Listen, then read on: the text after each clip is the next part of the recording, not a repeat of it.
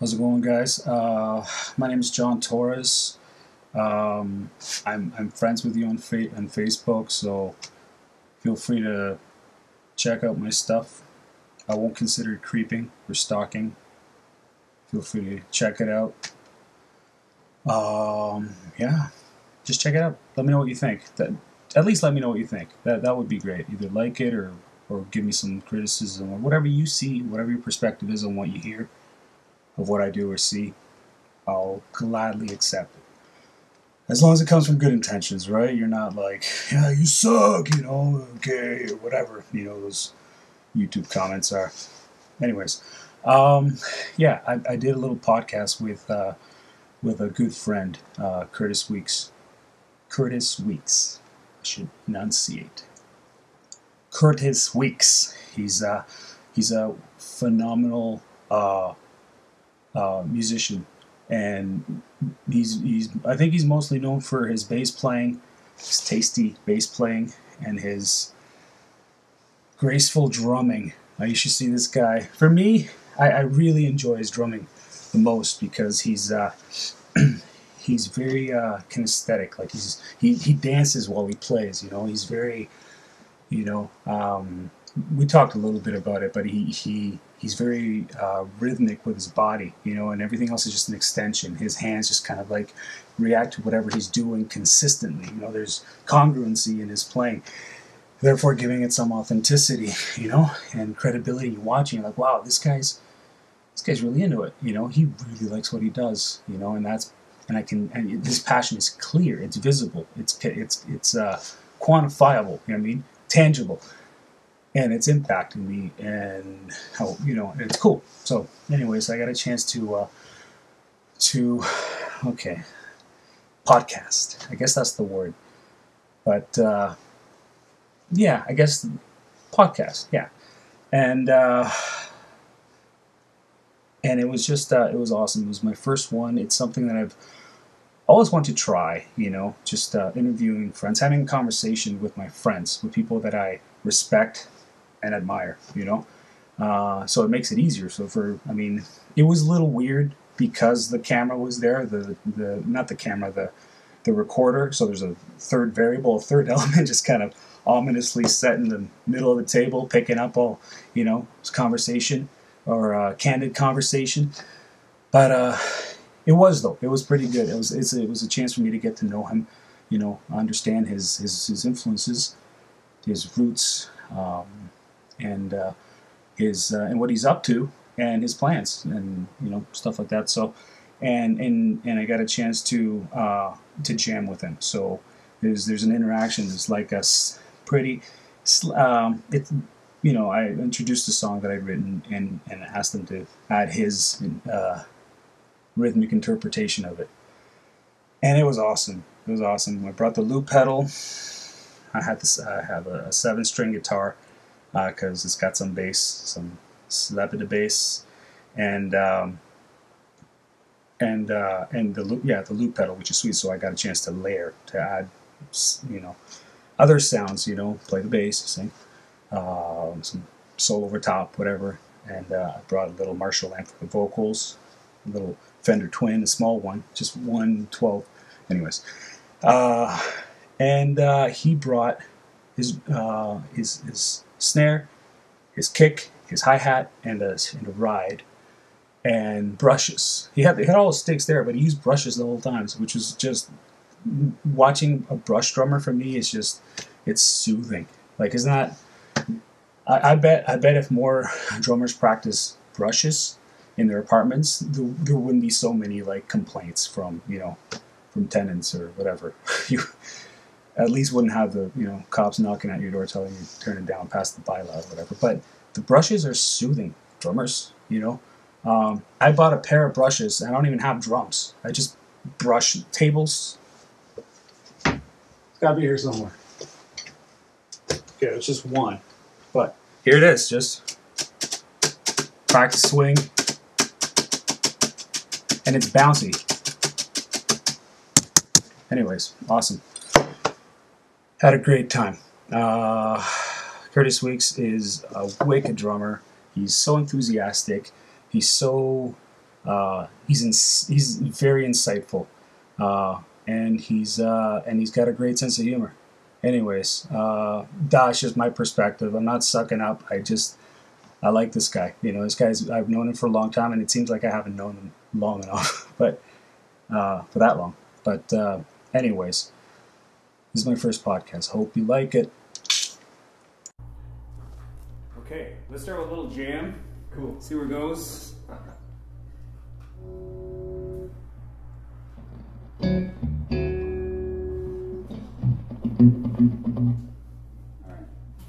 1, 2,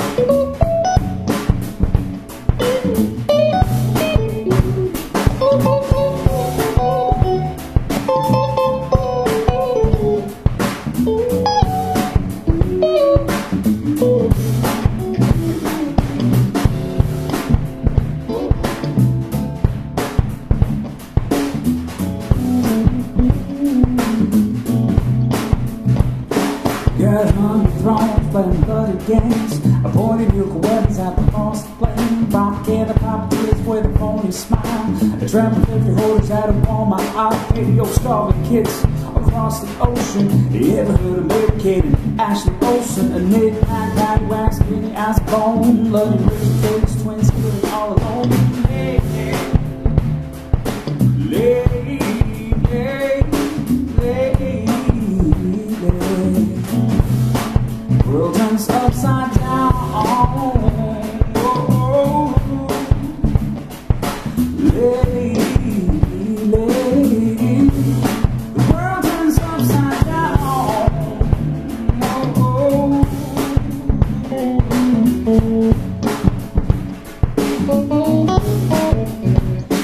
from the high and low to the fast and slow, brighten up the focus, let the energy flow. With the funk and sweet soul, clear the road. The trail of bombs and watch the afterglow. Yo, starving kids across the ocean with a pocket full of baby and a forward notion. A patty cake makers land. This baby kids are young, the cake is fast to begin. Lay, lay, lay, lay, lay. The world turns upside down. Oh, oh. Lay, lay. The circus runs this town. Oh, oh, oh. I said lay, lay. The ship is sinking down.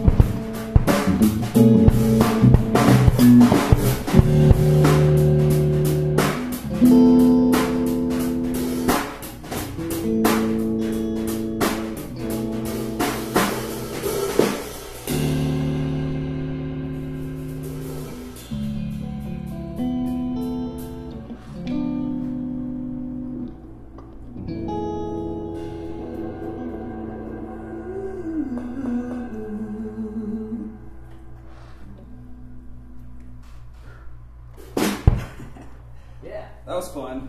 That was awesome. That was a lot of fun. Let's do a little podcast. It's a little podcast. Little podcast. We're here with my good friend and awesome musician, Curtis Weeks. Let's see. Let's get comfortable here. Let's put this here. Okay. So, Curtis. Yes. Yes, I should get my drink too. You should get your drink. Your water? Yeah.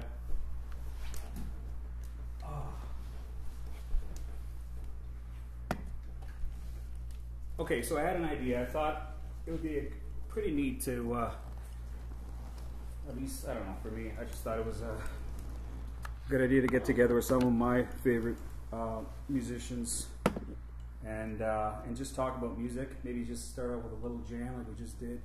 Great jam. Just get to know a little bit about Curtis Weeks from Trenton. Amazing drummer. You're an all-round musician. You play everything. You're a songwriter. You've done it all. A working-class musician. Thank you kindly. Yeah. So what? How did you start, Kurt? How did you start? Like, what made you want to get into music in the first place? What was that opportunity, that experience that just made you just open your eyes and just change your world completely? Well, And ruined it.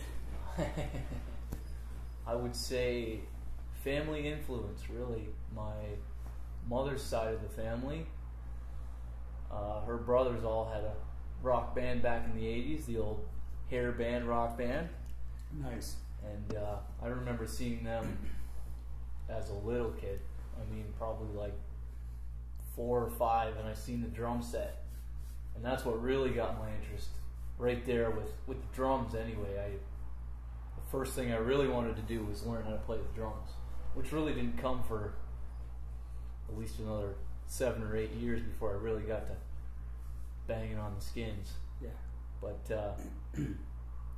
yeah, family influence really. You know, it's always been around me, I guess, in my whole life, mostly from my mom's side, but I would say that's where my real first taste and my real gravitational pull towards music came from. That's cool. So 80s rock, eh? That stuff that required it gets made fun of a lot just because of, you know, the hair and everything and the tights and all that. But it is hard. It's technical. It's like it's music that required a lot of dedication, you know, shredding solos and like It did. and you know And big ballads. Big ballads. Exactly. Soulful ballads. Which doesn't happen in the same kind of way as it did back then. But What was your first? What was your first band like? Was it in high school, public school? yeah, definitely public school. Around Yeah. grade 6 or 7, I guess. I used to jam with a friend of mine, an older friend, and his brother was in a heavy metal band at the time. So we used to show up after their practice and I'd get on the drums and we'd start covering some Nirvana tunes.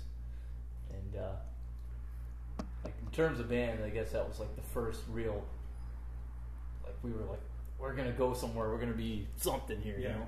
You get good exposure too. Like the thing about like the Nirvana stuff is that like it's good exposure for like the songwriting arrangement. You know, you get an idea of the introduction, the verse, the chorus, song structure.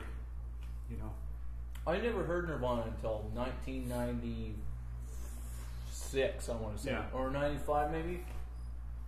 And I remember that really blowing my mind. And at the same time, I was listening to my first compact disc that I got for a birthday, which was what's that band? The Presidents of the United States Nice. of America. Nice. And you know, She's love. that's it, man. That was the record. That was the record where I picked up the guitar at that point. Nice.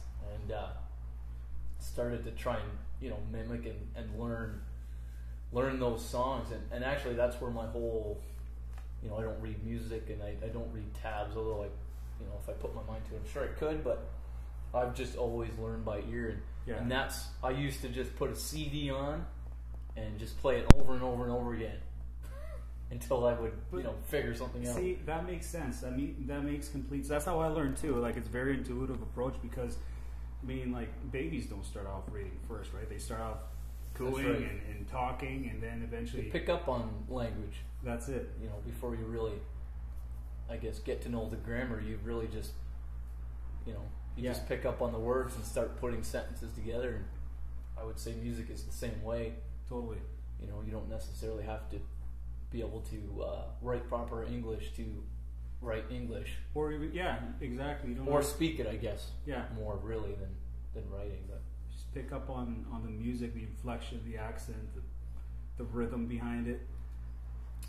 It's kind of neat. Speaking of rhythm, like for me, it was Bill Cosby.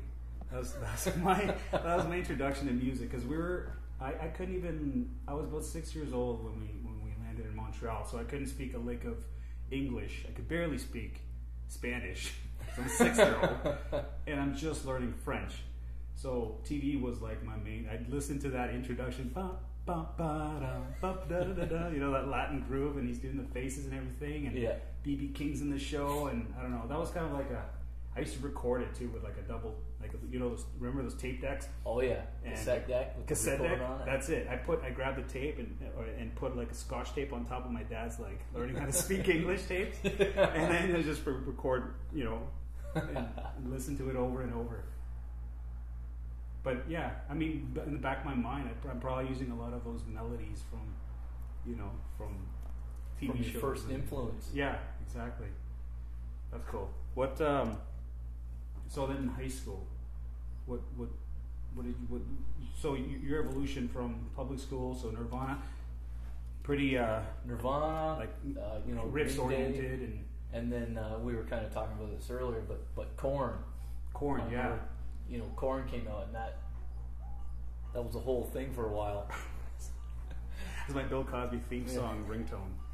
Speaking of the devil, I'll just let it ring. Oh, it's all good. Okay, a little background music. It's good for conversation. It is.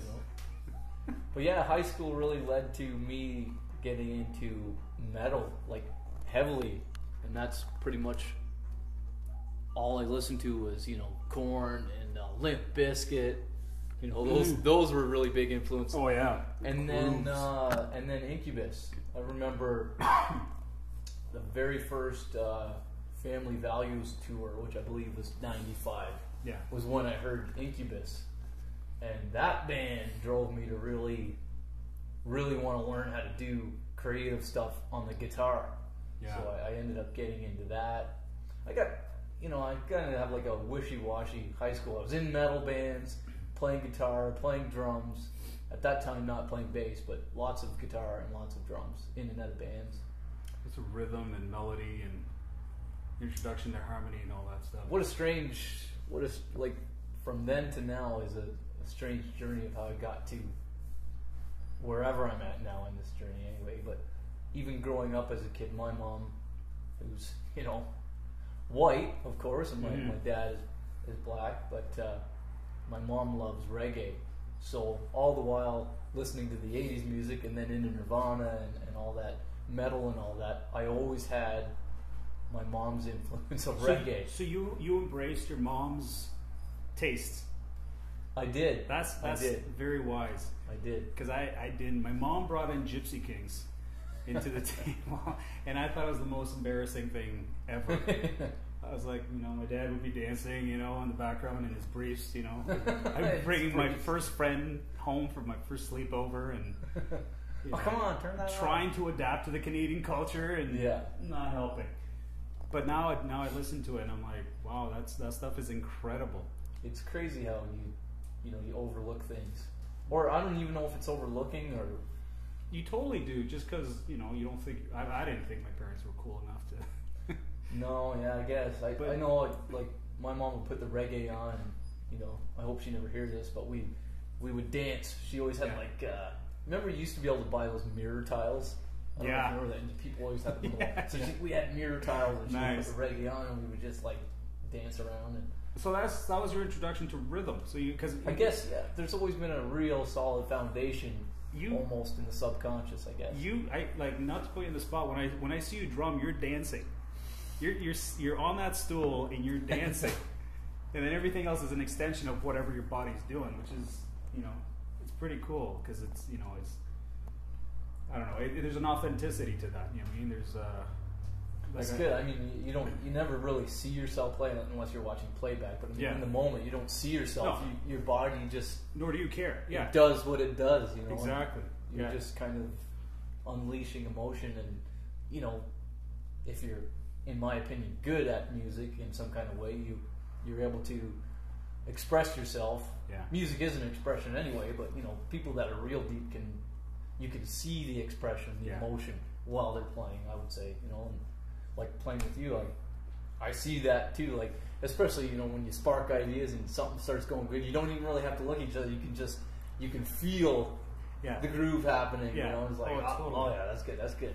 It's so true, and it's nice to be able to have that kind of connection to the music, where, like, whether it's just an auditory experience or kinesthetic, you know, or visual, you know, where we can see each other and there's like I don't know, almost like a telekinetic thing going on. You don't even have to, it's unspoken, you know. That's exactly it. There's something going on there without, you know, like, you know, tapping in or being on a phone line or anything like that. You're just, whether it's 2 people, 1 person, 5 people, you know, when it happens, and there's a real connection that you can't deny, you know, and that feeling there, that emotion is. And then the fat cats come in and they're like, all right, let's quantify that, you know, and do it over and over. You know, maybe you could wear a thong on this, you know, video or whatever. I'm seeing dollar signs. Whatever that was, I see dollar signs. Yeah, it's hot. It's hot. Which works, you know. People got to make a living, but sometimes it. I mean, most musicians know this, and you know, the fact is, if you start looking at the dollar signs, it's really easy to forget about that emotion, and then the emotion is something you chase and you try to recreate that, and you can't, because you're not just letting yourself express it.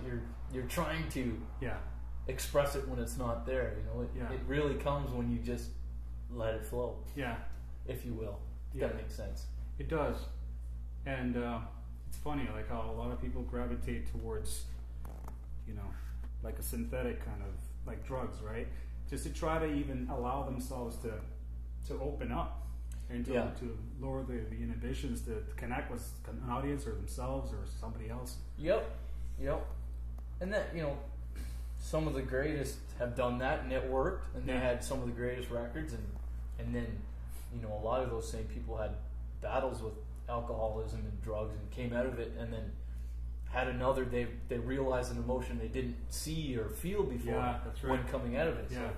It's funny. I remember watching a YouTube video with a John Stewart interview with George Carlin. George Carlin said, "There's a purpose for everything." I mean, like it depends on, you know, you got to know yourself, really. You got to understand what you're able to, you know, to put up with, kind of thing. If it's something's too much, that you need a break, you know, and like there's like, for example, he would come up with an idea and smoke a little pot, and you know, to edit his ideas or whatever, and he's George Carlin, you know, and but I mean, it's funny, we just got into the drug theme. It's all part of it. It is. It's all part of it. The Beatles experimented. It's true. Pretty much all the greats had some kind of a journey, whether it was drugs or alcohol or a mix. You know, I didn't even know for the longest time that Eric Clapton was an alcoholic. You know, and then, like, I was listening to this thing on the radio, and they were talking about how it was the '80s. They were talking about the '80s and how in '83 or whatever it was, he came out with this new album, and it was like, it's like, I'm refreshed. I have a new vision on life and new emotion. Yeah. And that was one of his biggest records. I forget the name of the record, but it's funny. Like, Clapton's one of those guys who, it's almost like he's motivated by fear or by tragedy, because most of his greatest work stems from something really horrible. You know. Again, that you know, that kind of thing comes back to like real emotions. Like, people are able to really express, like, real, true feelings. That's why when we're talking about, you know, the dollars and cents, like, that's right. If you have no experiences, how do you really talk about something you haven't experienced? Yeah. Or how do you really write a song that, you know, because some of the simplest songs are the deepest songs, but it's because there's that real, you really get what the person's saying, you know, without having to like write metaphors and you know, dance around words. Sometimes the simplest words just like, you know, they really just hit you. Oh, totally. It's true. Like I feel that it's more recent for me because growing up, I never got away from, like, to me music was just too charming. Yeah, I mean, it was just too attractive that it would cover up the words. The words just kind of became secondary until recently. Though I was like, you know what? It is the words because it's describing the intention. If you can understand what it's saying, then you're more into it. You're supporting whoever's singing. You know what I mean? Exactly. Yeah. Exactly. And that music becomes like the soundtrack to the emotion of the idea, the concept of the song. I think. You know, yeah. like, there's a level of respect. You start to like. You know, little things might stand out to you, like, oh, that guitar almost has a meaning now, like that one little lick, that you know, whatever, just it stands out now. Like right after he says a word, it's followed by a response from the guitar, and it's, you know, just, there's a reason behind all the things start to make more sense if you can understand lyrics. Not in every song, but you know. Have you been? You write songs, right? Lyrically, not really. I'm kind of a terrible lyric writer. That's one of my biggest, not downfalls, but the one spot I'm the weakest when it comes to music. You're pretty awesome at everything else. So, thank you. So that's, you know, it makes me feel good. You know, I'm not as you're a fantastic player anymore. And singer, and now playing bass on 7th string. Love it. Oh, that's fun. No. I love doing that. So especially like with you know, with your feel, you're playing the brushes there, and you know, I love, like, there's a lot of room for subtlety and, you it's know, nice little accents and fillers, and it's cool.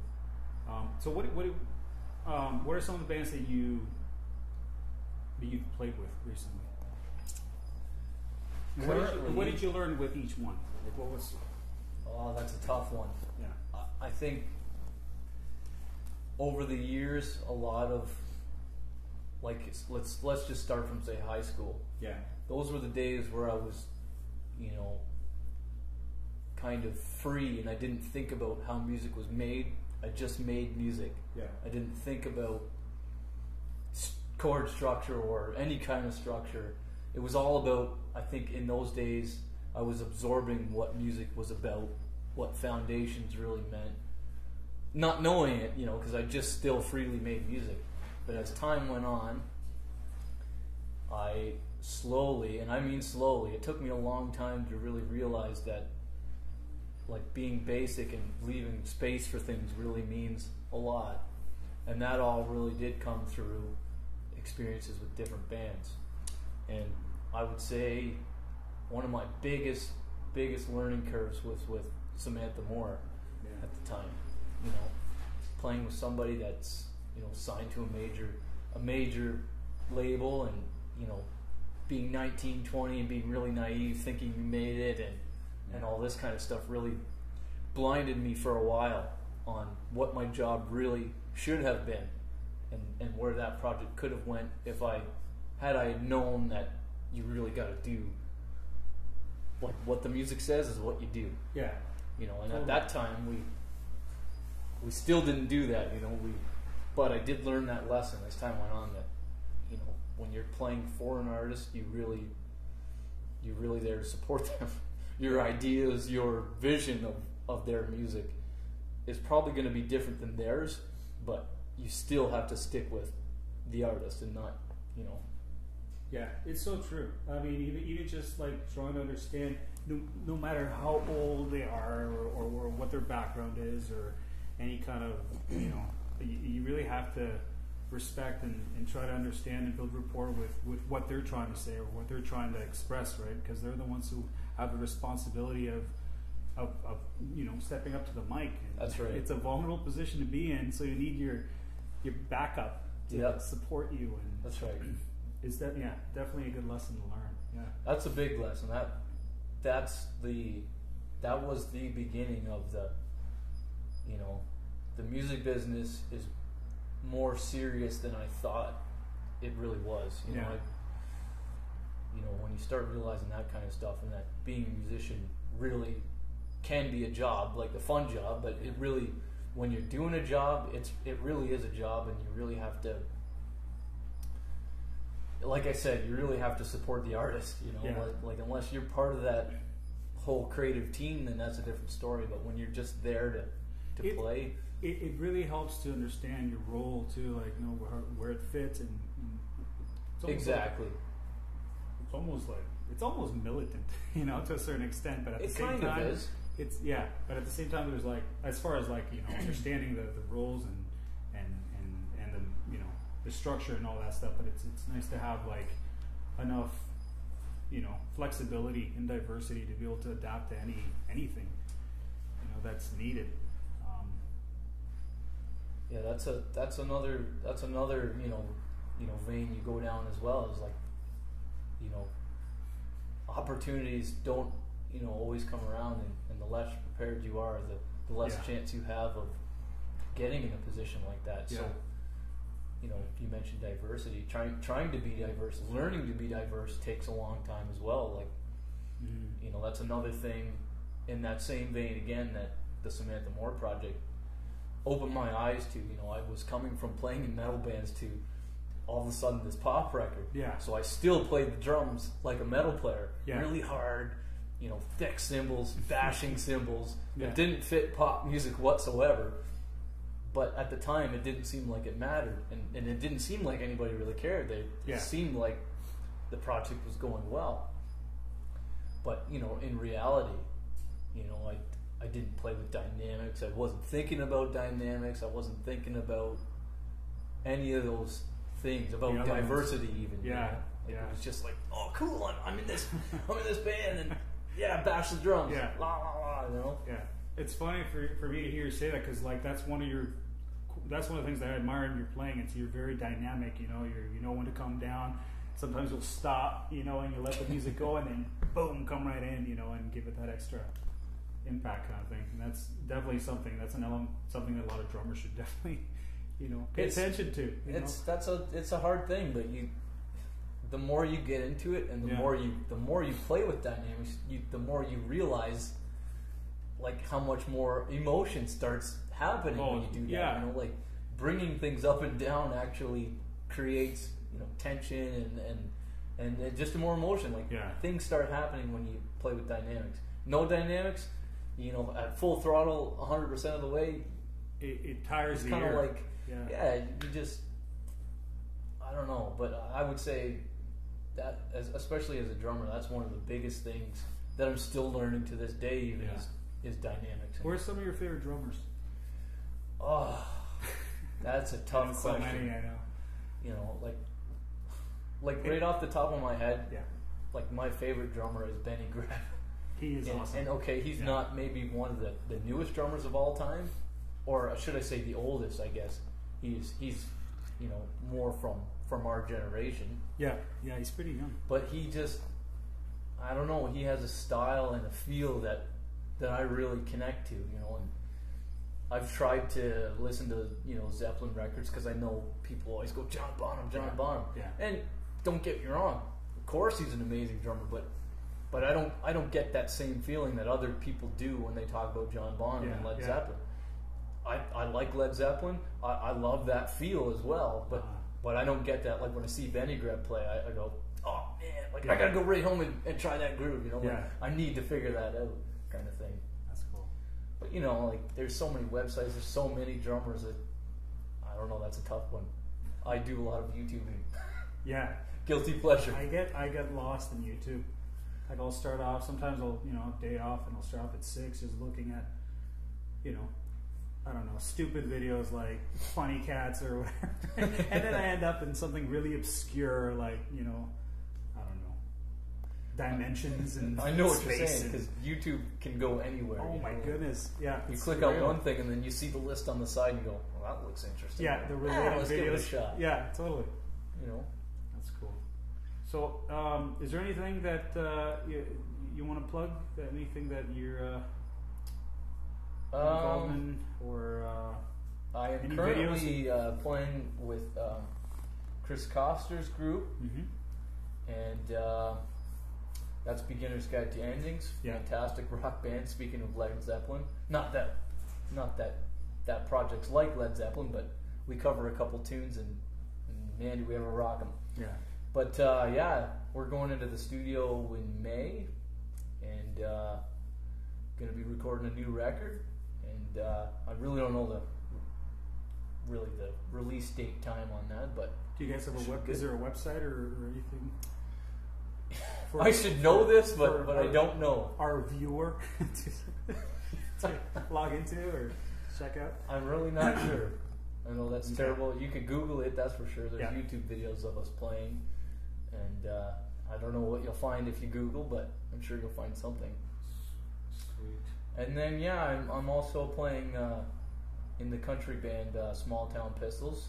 They're from the Wilkinson's group. It's the brother and sister. And what are you playing in this group? I play bass in the country band. You playing bass? Yeah, so we got I think I got 6 dates anyway lined up with them over the summer. Nice. I'm part of their little summer tour, so that'll be good. And you're playing drums with Chris, right? Yes. Okay. Yes. And then I'm actually playing a couple of gigs with Emily Fennell as well, playing bass. So Playing bass. she's got a new record coming out here shortly as well. So Nice. I'm involved in some stuff anyway. But It's pretty versatile. It's all over the map. yeah, That's cool. it's good. It's good. What do you think of playing bass? That's another. I enjoy playing bass, but Yeah. I think what I like about it so much is I like locking in with the rhythm section. You know, I like being a part of that. I love playing guitar as well, but there's something about, you know, I don't know. The rhythm, eh? Yeah, I don't know. Pocket. Something about being in the foundation part where you Yeah. where you just really lock it in, and Yeah. you know everything else is icing on the cake. And, Yeah. you know what I mean. I love that too. I love having that kind of unity, that consistency, you know, that makes people want to get up and dance. A or good foundation sway. gets the people moving. That's, Yeah. you know, that's really the thing about.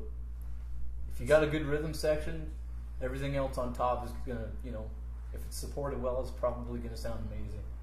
Yeah. If done right, you know. Yeah, exactly. What do you say we end this little episode or podcast with a little jam? Sure. All right. Let's do it. Okay. I love how ghetto this is. Just put it on the floor right there. This is how you do it. This It's is true true podcasting. Yeah.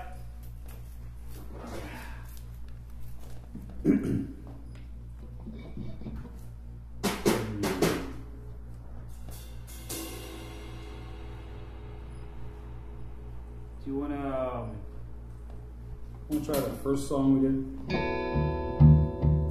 Sure. Okay. I know you're sweating, but I'm freezing. Oh, you can hold closer now, yeah. I got sweat crystals all over my face.